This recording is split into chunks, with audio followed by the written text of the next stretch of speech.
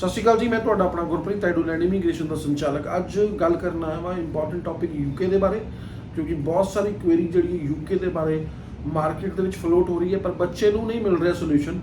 ਜਿਹਦੇ ਲਈ ਮੈਂ ਇੱਕ ਖਾਸ ਵੀਡੀਓ ਤਿਆਰ ਕੀਤੀ ਹੈ, ਜਿਹਦੇ ਵਿੱਚ ਮੈਂ ਐਲੀਜੀਬਿਲਿਟੀ ਕ੍ਰਾਈਟੇਰੀਆ, ਫਿਰ ਉਹ ਚਾਹੇ ਇੰਗਲਿਸ਼ ਨੂੰ ਲੈ ਕੇ ਹੋਵੇ, ਐਲੀਜੀਬਿਲਿਟੀ ਕ੍ਰਾਈਟੇਰੀਆ ਅਕੈਡਮਿਕ ਨੂੰ ਲੈ ਕੇ ਹੋਵੇ, ਫੰਡਸ ਨੂੰ ਲੈ ਕੇ ਕੀ ਕੁਐਰੀਜ਼ ਨੇ ਬੱਚਿਆਂ ਦੀਆਂ, ਇਹ ਸਾਰੀਆਂ ਚੀਜ਼ਾਂ ਦੇ ਨਾਲ ਨਾਲ ਕੈਸ਼ ਲੈਟਰ, ਤੁਹਾਡਾ ਪੁਆਇੰਟ ਸਿਸਟਮ, ਕਿੰਨੇ ਪੁਆਇੰਟ ਚਾਹੀਦੇ ਨੇ ਤੁਹਾਨੂੰ ਵੀਜ਼ਾ ਦੇ ਲਈ, ਸਟੂਡੈਂਟ ਵੀਜ਼ਾ ਦੇ ਲਈ, ਕਿਉਂਕਿ ਇਸ ਟਾਈਮ ਯੂਕੇ ਪੁਆਇੰਟ ਸਿਸਟਮ ਦੇ ਨਾਲ ਚੱਲ ਰਿਹਾ ਕਿ ਜੇ ਤੁਹਾਡੇ ਕੋਲ ਪੁਆਇੰਟ ਹੋ ਜਾਂਦੇ ਨੇ ਪੂਰੇ ਤੇ ਤੁਸੀਂ ਅੱਗੇ ਵੱਧ ਸਕਦੇ ਹੋ। 70 ਪੁਆਇੰਟ ਹਾਸਲ ਕਰਨ ਦੇ ਨਾਲ ਵੀਜ਼ਾ ਅਪਰੂਵਲ ਜਿਹੜਾ ਵਾ ਤੁਹਾਡਾ ਫॉर ਸ਼ੋਰ ਹੋ ਜਾਂਦਾ ਹੈ। ਤਾਂ ਤੁਸੀਂ ਇਸ ਚੀਜ਼ ਦਾ ਧਿਆਨ ਰੱਖਣਾ। ਇਹ ਵੀਡੀਓ ਅੱਜ ਤੁਹਾਨੂੰ ਇਹ ਸਮਝ ਲਓ ਕਿ ਤੁਸੀਂ ਘਰ ਬੈਠੇ ਪੂਰਾ ਗਿਆਨ ਹਾਸਲ ਕਰਨਾ ਹੈ ਅੱਜ ਕਿ ਯੂਕੇ ਦੀ ਐਲੀਜੀਬਿਲਿਟੀ, ਆਪਣੀ ਅਸੈਸਮੈਂਟ, ਮਤਲਬ ਇਸ ਵੀਡੀਓ ਨੂੰ ਵੇਖਣ ਤੋਂ ਬਾਅਦ ਤੁਸੀਂ ਆਪਣੀ ਅਸੈਸਮੈਂਟ ਆਪ ਕਰਨ ਜੋਗੇ ਹੋ ਜਾਓਗੇ। ਤੁਹਾਨੂੰ ਆਪ ਪਤਾ ਹੋਊਗਾ ਕਿ ਤੁਹਾਡਾ ਯੂਕੇ ਦਾ ਵੀਜ਼ਾ ਹੋ ਸਕਦਾ ਕਿ ਨਹੀਂ ਹੋ ਸਕਦਾ। ਉਮੀਦ ਕਰਦਾ ਕਿ ਤੁਸੀਂ ਇਹ ਵੀਡੀਓ ਨੂੰ ਸ਼ੇਅਰ ਵੱਧ ਤੋਂ ਵੱਧ ਕਰੋਗੇ ਆਪਣੇ ਫਰੈਂਡ ਸਰਕਲ ਦੇ ਵਿੱਚ। ਜੇ ਅੱਜ ਪਹਿਲੀ ਵਾਰ ਇਸ ਚੈਨਲ ਤੇ ਜੁੜੇ ਹੋ ਤੇ ਸਬਸਕ੍ਰਾਈਬ ਕਰ ਦਿਓ ਚੈਨਲ ਨੂੰ, ਤਾਂ ਕਿ ਆਉਣ ਵਾਲੇ ਸਮੇਂ ਦੇ ਵਿੱਚ ਜਿਹੜੀਆਂ ਇਸ ਤਰ੍ਹਾਂ ਦੀਆਂ ਹੋਰ ਵੀਡੀਓਜ਼ ਮੈਂ ਤੁਹਾਡੇ ਰੂਬਰੂ ਕਰਾਂਗਾ ਉਹ ਤੁਹਾਡੇ ਤੱਕ ਪਹੁੰਚ ਪਾਉਣ, ਤੁਹਾਡੇ ਫਰੈਂਡ ਸਰਕਲ ਤੱਕ ਪਹੁੰਚ ਪਾਉਣ, ਤੁਹਾਡੇ ਰਿਸ਼ਤੇਦਾਰਾਂ ਤੱਕ ਪਹੁੰਚ ਪਾਉਣ ਜਿਹੜੇ ਫੋਰਨ ਜਾਣਾ ਚਾਹੁੰਦੇ ਨੇ, ਬਾਹਰ ਜਾ ਕੇ ਆਪਣੀ ਸੈਟਲਮੈਂਟ ਕਰਨਾ ਚਾਹੁੰਦੇ ਨੇ ਔਰ ਅੱਗੇ ਜ਼ਿੰਦਗੀ 'ਚ ਵਧਣਾ ਚਾਹੁੰਦੇ ਨੇ। ਸੋ ਅੱਜ ਸ਼ੁਰੂਆਤ ਕਰਦੇ ਹਾਂ ਯੂਕੇ ਦੇ ਬਾਰੇ, ਯੂਕੇ ਸਟੂਡੈਂਟ ਵੀਜ਼ਾ ਦੇ ਲਈ। ਅੱਜ ਚਰਚਾ ਦਾ ਵਿਸ਼ੇ ਹੋਊਗਾ ਸਿੰਗਲ ਐਪਲੀਕੇਟ, ਮਤਲਬ ਜਿਹੜੇ ਐਪਲੀਕੇਟ ਮੈਰਿਡ ਨਹੀਂ ਹੈਗੇ, ਸਿੰਗਲ ਹੈਂਡਡਲੀ ਆਪਣਾ ਵੀਜ਼ਾ ਲਵਾਉਣਾ ਚਾਹੁੰਦੇ ਨੇ ਉਹਨਾਂ ਬਾਰੇ, ਫਿਰ ਸਪਾਊਸ ਵਾਲਿਆਂ ਬਾਰੇ, ਔਰ ਸਪਾਊਸ ਨਾਲ ਫਿਰ ਜਿਹਨਾਂ ਦੇ ਬੱਚੇ ਨੇ ਉਹਨਾਂ ਦੇ ਬਾਰੇ, ਸਾਰਿਆਂ ਦੇ ਬਾਰੇ ਗੱਲ ਕਰਾਂਗਾ ਅੱਜ ਇਸੇ ਵੀਡੀਓ 'ਚ। ਇਸ ਵੀਡੀਓ ਦੇ ਐਂਡ ਤੱਕ ਬਣੇ ਰਹਿਣਾ ਤਾਂ ਕਿ ਪੂਰੀ ਇਨਫੋਰਮੇਸ਼ਨ ਤੁਹਾਨੂੰ ਮਿਲ ਪਾਵੇ। UK is very important and hot topic right now, and ਇਹਦੇ ਬਾਰੇ ਤੁਹਾਨੂੰ ਜਾਣਕਾਰੀ ਹੋਣੀ ਬਹੁਤ ਜ਼ਰੂਰੀ ਹੈਗੀ। ਸਟਾਰਟਿੰਗ ਕਰਦੇ ਆ, ਸਭ ਤੋਂ ਪਹਿਲਾਂ ਰਿਕੁਆਇਰਮੈਂਟ ਦੀ ਗੱਲ ਕਰਦੇ ਹਾਂ ਕਿ ਇੰਗਲਿਸ਼ ਕੀ ਹੈ। ਬੇਸਿਕਲੀ ਇੰਗਲਿਸ਼ ਦੇ ਮਾਪਦੰਡ ਕੀ ਹੈਗੇ ਨੇ, ਇੰਗਲਿਸ਼ ਕਿਸ ਤਰ੍ਹਾਂ ਐਵੈਲੂਏਟ ਕਰਦੇ ਨੇ, ਯੂਨੀਵਰਸਿਟੀਜ਼ ਕਿਸ ਤਰ੍ਹਾਂ ਐਵੈਲੂਏਟ ਕਰਦੀਆਂ ਨੇ ਯੂਕੇ ਦੀਆਂ, ਇੰਗਲਿਸ਼ ਕਿੱਦਾਂ ਸੋਚਾਂ ਕਿ ਮੇਰੇ ਕੋਲ ਜੇ ਇਹ ਪਰਸੈਂਟੇਜ ਹੈਗੇ ਨੇ ਇੰਗਲਿਸ਼ ਦੇ, ਜਾਂ ਮੇਰੇ ਕੋਲ ਇਹ ਆਇਲ ਸਕੋਰ ਹੈਗਾ, ਜੇ ਦੋਨੋਂ ਹੀ ਨਹੀਂ ਹੈਗੇ ਫਿਰ ਵੀ ਮੈਂ ਕਿੱਦਾਂ ਜਾ ਸਕਦਾ। ਤਾਂ ਸਭ ਤੋਂ ਪਹਿਲਾਂ ਆਇਲਟਸ ਵੱਲ ਆ ਜਾਂਦੇ ਆ। ਜੇ ਤੁਹਾਡੇ ਕੋਲ ਆਇਲਟ ਸਕੋਰ ਹੈਗਾ 6 ਓਵਰਆਲ, ਨਾਟ ਲੈਸ ਦੈਨ 5.5, ਤੁਸੀਂ ਅੰਡਰ ਗ੍ਰੈਜੂਏਟ ਹੋ ਜਾਂ ਗ੍ਰੈਜੂਏਟ ਹੋ, ਮਤਲਬ ਤੁਸੀਂ ਇੰਗਲਿਸ਼ ਦੇ ਪੱਖੋਂ ਐਲੀਜੀਬਲ ਹੈਗੇ ਹੋ ਯੂਕੇ ਜਾਣ ਦੇ ਲਈ। ਉਸ ਤੋਂ ਬਾਅਦ ਗੱਲ ਕਰਦਾ, ਸਪੋਜ਼ ਤੁਹਾਡੇ ਕੋਲ ਸਬਜੈਕਟ ਹੈ ਡਿਊਲਿੰਗੋ ਇੰਗਲਿਸ਼ ਟੈਸਟ, ਤੁਸੀਂ ਬਿਲਕੁਲ ਐਲੀਜੀਬਲ ਹੋ। ਜੇ ਤੁਹਾਡੇ ਕੋਲ ਓਵਰਆਲ 100 ਨਾਟ ਲੈਸ ਦੈਨ 90 ਮਾਰਕਸ ਹੈਗੇ ਨੇ ਡਿਊਲਿੰਗੋ ਦੇ ਵਿੱਚ, ਤੁਸੀਂ ਐਲੀਜੀਬਲ ਹੋ ਯੂਕੇ ਜਾਣ ਦੇ ਲਈ। ਜੇ ਤੁਹਾਡੇ ਕੋਲ ਪੀਟੀ ਹੈ, ਤੁਸੀਂ 54 ਨਾਟ ਲੈਸ ਦੈਨ 51 ਤੁਹਾਡੇ ਕੋਲ ਹੈਗੇ ਨੇ, ਤੁਸੀਂ ਐਲੀਜੀਬਲ ਹੋ ਯੂਕੇ ਜਾਣ ਦੇ ਲਈ। ਮਤਲਬ ਇੰਗਲਿਸ਼ ਦੀ ਰਿਕੁਆਇਰਮੈਂਟ ਬੜੀ ਈਜ਼ੀ ਹੈ। ਜੇ ਤੁਹਾਡੇ ਕੋਲ ਤਿੰਨੋਂ ਹੀ ਨਹੀਂ ਹੈ, ਪਰ ਤੁਹਾਡੇ +2 ਦੇ ਵਿੱਚ ਜਿਹੜੇ ਇੰਗਲਿਸ਼ 'ਚੋਂ ਨੰਬਰ ਹੈਗੇ ਨੇ, ਤੁਸੀਂ CBSE ਬੋਰਡ ਤੋਂ ਪੜ੍ਹੇ ਹੋਏ ਹੋ, ਮਤਲਬ ਸੈਂਟਰਲ ਬੋਰਡ ਤੋਂ ਪੜ੍ਹੇ ਹੋਏ ਹੋ, ਤੇ ਤੁਹਾਡੇ ਕੋਲ 70 ਜਾਂ 75% ਤੱਕ ਨੰਬਰ ਹੈਗੇ ਨੇ, ਤਾਂ ਬਿਲਕੁਲ ਤੁਸੀਂ ਐਲੀਜੀਬਲ ਹੋ। ਜੇ ਤੁਸੀਂ ਸਟੇਟ ਬੋਰਡ ਤੋਂ ਪੜ੍ਹੇ ਹੋ ਪਰ 80% ਤੋਂ ਪਲੱਸ ਇੰਗਲਿਸ਼ 'ਚੋਂ ਨੰਬਰ ਨੇ, ਮਤਲਬ ਤੁਸੀਂ ਇੰਗਲਿਸ਼ ਦੇ ਜਿਹੜੇ ਪੁਆਇੰਟ ਹੈ ਉਹ ਹਾਸਲ ਕਰ ਚੁੱਕੇ ਹੋ। 10 ਪੁਆਇੰਟ ਤੁਹਾਡੇ ਹੋ ਗਏ, ਤੁਸੀਂ ਨਾਲ ਦੇ ਨਾਲ ਪੁਆਇੰਟ ਜ਼ਰੂਰ ਲਿਖੀ ਜਾਣੇ ਆ। ਜੇ ਤੁਹਾਡੇ 70 ਪੁਆਇੰਟ ਹੋ ਗਏ ਤੇ ਬਿਲਕੁਲ ਤੁਸੀਂ ਐਲੀਜੀਬਲ ਹੋ ਯੂਕੇ ਜਾਣ ਦੇ ਲਈ। ਯੈਸ, ਤੁਸੀਂ ਅੱਗੇ ਵੱਧ ਸਕਦੇ ਹੋ। 10 ਪੁਆਇੰਟ ਹੋ ਗਏ ਜੇ ਚੀਜ਼ਾਂ ਹੈਗੀਆਂ, ਤੁਹਾਡੇ 10 ਪੁਆਇੰਟਸ ਕੰਪਲੀਟ ਹੋ ਜਾਂਦੇ ਨੇ।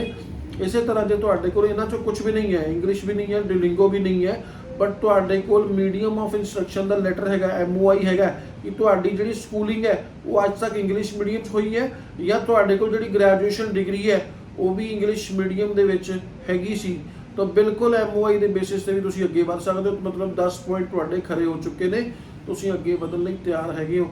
ਸੋ ਇਹ ਚੀਜ਼ ਦਾ ਧਿਆਨ ਦੇਣਾ, ਇਸ ਚੀਜ਼ ਦੇ ਉੱਤੇ ਬਹੁਤ ਵਧੀਆ ਪੁਆਇੰਟਸ ਪਰ ਬਹੁਤ ਨੇ। ਸੋ ਇਹ ਚੀਜ਼ਾਂ ਬਿਲਕੁਲ ਅਣਗਹਿਲੀ ਨਹੀਂ ਕਰਨੀ ਇੰਗਲਿਸ਼ ਨੂੰ ਲੈ ਕੇ। ਉਸ ਤੋਂ ਬਾਅਦ ਆ ਜਾਂਦਾ ਫੰਡ ਸਿਸਟਮ। ਫੰਡ ਸਿਸਟਮ ਤੋਂ ਪਹਿਲਾਂ ਵੀ ਅਕੈਡਮਿਕ ਬਾਰੇ ਗੱਲ ਕਰਨਾ ਚਾਹੂੰਗਾ। ਅਕੈਡਮਿਕ ਕੀ ਹੋਣੇ ਚਾਹੀਦੇ, ਜੇ ਤੁਸੀਂ ਗ੍ਰੈਜੂਏਟ ਹੋ ਨਹੀਂ ਹੋ, ਅੰਡਰ ਗ੍ਰੈਜੂਏਟ ਹੋ ਔਰ ਬੈਚਲਰ ਲਈ ਜਾਣਾ ਹੈ, ਤੁਹਾਡੇ ਕੋਲ 60% ਨੰਬਰ ਨੇ, ਤੁਸੀਂ ਡਾਇਰੈਕਟ ਐਡਮਿਸ਼ਨ ਹੋਏਗੀ ਡਾਇਰੈਕਟ ਪ੍ਰੋਗਰਾਮ ਦੇ ਵਿੱਚ। ਜੇ ਤੁਹਾਡੇ ਕੋਲ 60% ਤੋਂ ਨੰਬਰ ਨੀਚੇ ਹੈਗੇ ਨੇ, ਫਿਰ ਤੁਹਾਨੂੰ ਇੰਟਰਨੈਸ਼ਨਲ ਈਅਰ ਜਾਂ ਕੁਝ ਯੂਨੀਵਰਸਿਟੀਆਂ ਹੈਗੀਆਂ ਨੇ ਜਿਹੜੀਆਂ 50% ਤੱਕ ਵੀ ਐਕਸੈਪਟ ਕਰਦੀਆਂ ਨੇ ਐਪਲੀਕੇਸ਼ਨ, ਤੇ ਤੁਹਾਨੂੰ ਉਸ ਤਰ੍ਹਾਂ ਤਰੀਕੇ ਨਾਲ ਜਾਣਾ ਪਊਗਾ, ਡਾਇਰੈਕਟ ਐਂਟਰੀ ਹੋਏਗੀ ਤੁਹਾਡੀ। ਜੇ ਤੁਸੀਂ ਗ੍ਰੈਜੂਏਟ ਹੋ ਤਾਂ 55% ਦੇ ਨਾਲ ਤੁਸੀਂ ਅੱਗੇ ਵੱਧ ਸਕਦੇ ਹੋ, 55% ਦੇ ਨਾਲ ਤੁਹਾਨੂੰ ਐਲੀਜੀਬਿਲਿਟੀ ਬਣ ਜਾਂਦੀ ਹੈ। ਇੰਡੀਵਿਜੂਅਲ ਮਾਰਕਸ ਦੇਖਣ ਦੀ ਲੋੜ ਨਹੀਂ ਹੈਗੀ, ਇਹ ਧਿਆਨ ਰੱਖਣਾ ਇੰਡੀਵਿਜੂਅਲ ਮਾਰਕਸ ਦੇਖਣ ਦੀ ਲੋੜ ਨਹੀਂ ਹੈ, ਓਵਰਆਲ ਮਾਰਕਸ ਦੇਖਣੇ ਆਪਣੇ ਪਰਸੈਂਟੇਜ ਕੀ ਹੈਗਾ ਤੁਹਾਡਾ। ਇਹ ਅਕੈਡਮਿਕ ਕ੍ਰਾਈਟੇਰੀਆ, ਜੇ ਤੁਸੀਂ ਅਕੈਡਮਿਕ ਕ੍ਰਾਈਟੇਰੀਆ ਬਾਈ ਚਾਂਸ ਇਹ ਮੀਟ ਨਹੀਂ ਕਰਦੇ ਰਿਕੁਆਇਰਮੈਂਟ, ਤਾਂ ਤੁਹਾਨੂੰ ਇਹ ਹੈਗਾ ਇੰਟਰਨੈਸ਼ਨਲ ਈਅਰ 1 ਜਾਂ ਫਾਊਂਡੇਸ਼ਨ ਈਅਰ 1 ਦਾ ਸਾਹਮਣਾ ਕਰਨਾ ਪੈ ਸਕਦਾ। ਯੂਕੇ ਤੁਸੀਂ ਫਿਰ ਵੀ ਜਾ ਸਕਦੇ ਹੋ, that is for sure. Funding system ਦੇ ਉੱਤੇ ਆ ਜਾਂਦੇ ਆ। ਅੱਜ ਦੀ ਡੇਟ 'ਚ ਅਗਰ ਟੈਂਟੇਟਿਵ ਅੰਦਾਜ਼ਾ ਲਾਇਆ ਜਾਵੇ ਤੇ 14 ਕੁ ਲੱਖ ਰੁਪਏ ਦੇ ਕਰੀਬਨ ਸਾਲਾਨਾ ਫੀਸ ਯੂਕੇ ਦੇ ਵਿੱਚ ਆ ਰਹੀ ਹੈ। ਮੰਨ ਲਓ ਤੁਸੀਂ ਆਪਣੀ ਸਾਲ ਦੀ ਫੀਸ 14 ਲੱਖ ਰੁਪਏ ਐਡਵਾਂਸ ਭੇਜ ਦਿੱਤੀ ਬਾਹਰ, ਉਸ ਤੋਂ ਬਾਅਦ ਫੰਡਿੰਗ ਸਿਸਟਮ ਕੀ ਚਾਹੀਦਾ? ਫੰਡਿੰਗ ਸਿਸਟਮ ਚਾਹੀਦਾ ਕਿ ਤੁਹਾਡੇ ਕੋਲ ਜੇ ਇਨਰ ਲੰਡਨ ਜਾਣਾ ਤੇ 13 ਲੱਖ ਦਾ, ਆਊਟਰ ਲੰਡਨ ਜਾਣਾ ਤੇ 11 ਲੱਖ ਦਾ ਫੰਡ 28 ਦਿਨ ਪੁਰਾਣਾ ਹੋਣਾ ਚਾਹੀਦਾ। 28 ਦਿਨ ਪੁਰਾਣਾ ਫੰਡਸ ਹੈਗਾ ਤੇ ਤੁਸੀਂ ਐਲੀਜੀਬਲ ਹੋ ਅੱਗੇ ਵਧਣ ਦੇ ਲਈ। ਯੂਕੇ ਇੱਕ ਬਹੁਤ ਸਮੂਥ ਪ੍ਰੋਸੈਸ ਲੈ ਕੇ ਸਾਹਮਣੇ ਆ ਰਿਹਾ ਵਾ, ਔਰ ਜਿਹਦੇ ਵਿੱਚ ਤੁਸੀਂ ਅਗਰ ਇਹ ਪੁਆਇੰਟਸ ਕੈਲਕੂਲੇਟ, ਕੈਸ਼ ਲੈਟਰ ਤੁਹਾਡੀ ਇੱਕ ਵਾਰੀ ਆ ਜਾਂਦੀ ਤਾਂ ਤੁਹਾਡੇ ਕੋਲ 30 ਪੁਆਇੰਟ ਆ ਜਾਂਦੇ ਨੇ। Ones you receive the cash letter 30 point ਤੁਹਾਡੇ ਆ ਗਏ। 10 ਸਾਡੇ ਇੰਗਲਿਸ਼ ਦੇ ਜੁੜ ਗਏ, 30 ਸਾਡੇ ਕੈਸ਼ ਦੇ ਜੁੜ ਗਏ। ਫੰਡਿੰਗ ਸਿਸਟਮ ਸਾਡਾ ਸਟਰੋਂਗ ਹੈ ਤੇ 30 ਪੁਆਇੰਟ ਉਹਦੇ ਜੁੜ ਗਏ।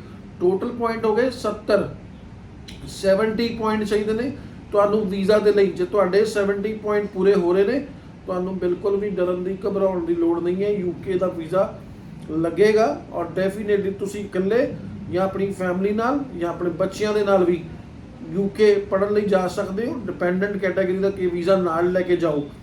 ਸੋ ਤੁਸੀਂ ਵਧੇਰੀ ਹੋਰ ਜਾਣਕਾਰੀ ਲੈਣਾ ਚਾਹੁੰਦੇ ਹੋ, ਕਿਉਂਕਿ ਇਹਦੇ ਵਿੱਚ ਕਾਫੀ ਚੀਜ਼ਾਂ ਨੇ। ਕੋਰਸ ਨੂੰ ਮੈਚ ਕਰਨਾ ਉਹ ਤੁਹਾਡੀ ਐਜੂਕੇਸ਼ਨ ਦੇ ਬੇਸਿਸ ਤੇ ਹੁੰਦਾ, ਪ੍ਰੀਵੀਅਸ ਐਜੂਕੇਸ਼ਨ ਕੀ ਹੈਗੀ ਹੈ ਉਹਦੇ ਬੇਸਿਸ ਦੇ ਨਾਲ ਚੱਲਾਂਗੇ। ਜੇ ਤੁਸੀਂ ਜਾਣਾ ਚਾਹੁੰਦੇ ਹੋ ਯੂਕੇ ਸਟੂਡੈਂਟ ਵੀਜ਼ਾ ਦੇ ਉੱਤੇ, ਵਧੇਰੀ ਜਾਣਕਾਰੀ ਲੈਣਾ ਚਾਹੁੰਦੇ ਹੋ, ਕਿਸੇ ਵੀ ਕੰਟਰੀ ਦੇ ਵਿੱਚ ਹੋਰ ਵੀ ਜਾਣਾ ਚਾਹੁੰਦੇ ਹੋ, ਜਾਂ ਸਪੈਸੀਫਿਕ USA ਕਿਸੇ ਵੀ ਕਾਲਜ ਜਾਂ ਯੂਨੀਵਰਸਿਟੀ ਜਾਣਾ ਚਾਹੁੰਦੇ ਹੋ, ਅੱਜ ਹੀ ਸੰਪਰਕ ਕਰੋ ਐਡੂਲੈਂਡ ਇਮੀਗ੍ਰੇਸ਼ਨ ਦੀ ਟੀਮ ਨੂੰ 99 155 62 ਦੇ ਉੱਤੇ, ਸੋ ਦੈਟ ਅਸੀਂ ਤੁਹਾਨੂੰ ਗਾਈਡ ਕਰਾਂਗੇ ਐਸ ਪਰ ਯੂਅਰ ਪ੍ਰੋਫਾਈਲ। ਜੇ ਤੁਹਾਡੀ ਪ੍ਰੋਫਾਈਲ ਐਲੀਜੀਬਲ ਹੋਏਗੀ ਤਾਂ ਡੈਫੀਨੇਟਲੀ ਐਡੂਲੈਂਡ ਰੈਡੀ ਹੈ ਤੁਹਾਡਾ ਕੇਸ ਐਕਸੈਪਟ ਕਰਨ ਦੇ ਲਈ। So stay tuned with us on our social media channels. ਤੁਸੀਂ YouTube ਚੈਨਲ ਨੂੰ ਲਗਾਤਾਰ ਸਬਸਕ੍ਰਾਈਬ ਕਰਦੇ ਰਹੋ ਔਰ ਸ਼ੇਅਰ ਕਰਦੇ ਰਹੋ ਵੀਡੀਓਜ਼ ਅਗਰ ਤੁਹਾਨੂੰ ਵਧੀਆ ਲੱਗਦੀਆਂ ਨੇ। ਔਰ ਜੇ ਤੁਹਾਨੂੰ ਲੱਗਦਾ ਕਿ ਕੋਈ ਸਵਾਲ ਹੈ ਤੁਹਾਡੇ ਜ਼ਿਹਨ 'ਚ, ਤੁਸੀਂ ਕਮੈਂਟ ਦੇ ਬਾਕਸ ਦੇ ਜ਼ਰੀਏ ਵੀ ਪੁੱਛ ਸਕਦੇ ਹੋ, ਕਾਲ ਵੀ ਕਰ ਸਕਦੇ ਹੋ 99 155 62 155 ਤੇ, WhatsApp ਵੀ ਕਰ ਸਕਦੇ ਹੋ ਇਸੇ ਨੰਬਰ ਦੇ ਉੱਤੇ। ਅਸੈਸਮੈਂਟ ਕਰਾਉਣਾ ਚਾਹੁੰਦੇ ਹੋ ਤੇ ਆਪਣੇ ਡਾਕੂਮੈਂਟ ਜ਼ਰੂਰ ਸ਼ੇਅਰ ਕਰ ਦਿਓ ਸਾਡੇ ਨਾਲ ਇਸੇ ਨੰਬਰ ਦੇ ਉੱਤੇ ਜਿਹੜਾ ਮੈਂ ਹੁਣੇ ਬੋਲਿਆ। Thank you very much viewers. ਮੈਂ ਜਲਦੀ ਫਿਰ ਇੱਕ ਵੀਡੀਓ ਲੈ ਕੇ ਹਾਜ਼ਰ ਹੋਵਾਂਗਾ ਨਵੇਂ ਸਿਰੇ ਤੋਂ, ਨਵੇਂ ਟੌਪਿਕ ਦੇ ਉੱਤੇ। ਤਦ ਤੱਕ ਲਈ ਮੈਨੂੰ ਇਜਾਜ਼ਤ ਦਿਓ। Thank you very much. ਸਤਿ ਸ਼੍ਰੀ ਅਕਾਲ ਸਾਰਿਆਂ ਨੂੰ।